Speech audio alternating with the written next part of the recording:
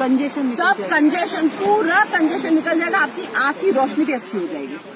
That is very good in the morning. ठीक है, yes, eyes open करके पूरा मुंह भर के स्प्लैश करके आप पानी स्प्लैश करिए और फिर पानी निकाल के then you blow your nose, it will be excellent, very good. फिर बैठे बैठे आप ये जो पैर है आप इसको क्लॉकवाइज, ऐसे ही बैठे बैठे क्लॉकवाइज घुमाइए, एंटी क्लॉकवाइज घुमाइए।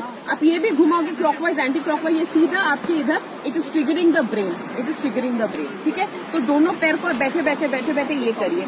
नेक्स्ट ये जो 5 फिंगर्स है, 5 फिंगर्स को ऐसे करिए, ऐसे जोड़िए।